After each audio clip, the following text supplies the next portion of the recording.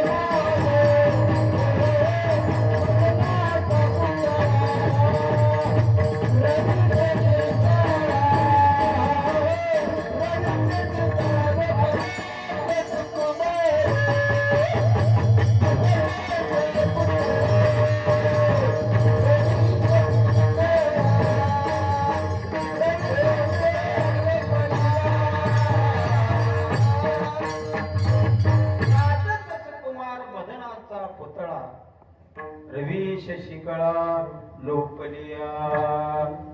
भगवान परमात्मा असा आहे, तो मदनाचा पुतळा आहे. सुकुमार मदनाचा पुतळा. बघा, पुतळा म्हणजे अनेक पुतळे आहेत, पण तो पुतळा वेगळा आहे. मला सांगा, भगवंताचे अनंत रूप आहे, तर एक रूप आहे का? बर, कुण्या रूपातून आला म्हणजे आपल्याला कळेल. कारण भगवंताचं एक रूप नाही. अनंत देखील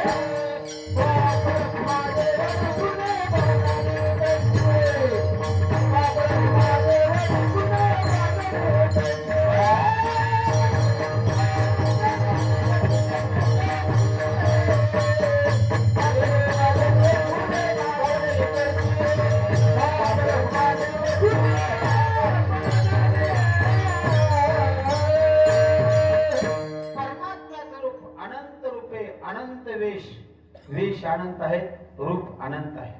मग अनंत रूपातून तो परमात्मा या ठिकाणी येतो. कळाला का? भगवान परमात्मा कशा रूपात आलेला आहे? अनंत रूप आहे. चतुर हातो शिरोमणी, गुण लावण्याची खाणी, मुकुट सकळा मणी, धन्य तोची विठोबा.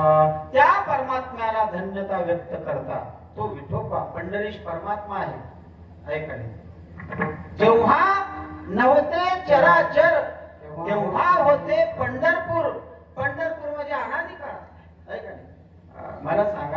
हे पंढरी भू वैकुंठ भुवनी. कारण काय, या पंढरीश परमात्म्याचं आपण रूप ध्यानात करावं लागतं. कसा आहे तो रूप? तुझं सगुण म्हणो की निर्गुण रे, सगुण निर्गुण सगुण निर्गुण एकू गोविंदू रे, अनुमानेन अनुमानेन नेती नेती श्रुती म्हणती गोविंदू रे. परमात्म्याचं रूप आहे, पण तुम्ही स्मरण करा. स्मरण केल्यानंतर तो परमात्मा त्या ठिकाणी साठवतो. गोविंद गोविंद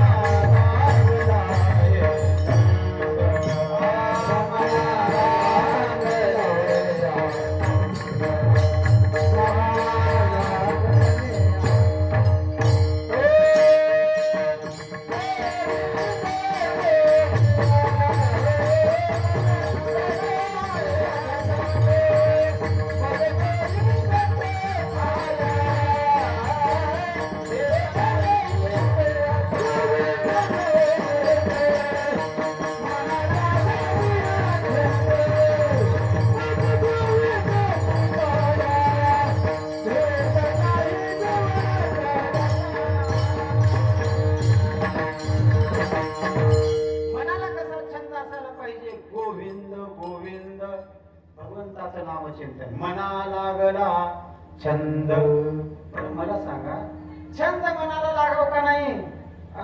मन गोविंद ते काया, तो जर असा मनामध्ये जर छंद लागला, काया म्हणल्यानंतर शरीर, काया ही पंढरी, आत्मा हा विठ्ठल. विठ्ठल कुठे आहे? काया म्हणजे या काया ही शरीर, या शरीराला तो पंढरीश परमात्मा केलेला आहे.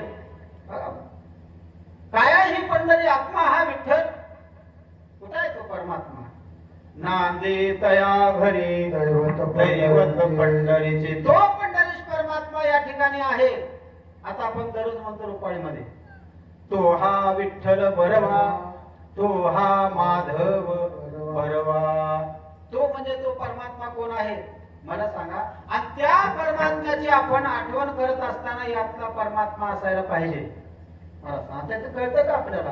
परमात्मा कुठे कुठे आहे? परमात्म्याचं वास्तव हृदय बंदी खाना केला, आत विठ्ठल कोणीला, धरिला पंढरीचा जोर. काय म्हणलेला आहे? कारण काय, त्या पंढरीश परमात्म्याला आपण हृदयामध्ये तो रक्षण करून ठेवलेला आहे आणि तो चालवणार आहे. चाले हे शरीर कोणाचे आसत्ते, कोण बोलविते हरिविन. जे कवी ऐकवी एक नारायण, तयाचे भजन चुकू नको.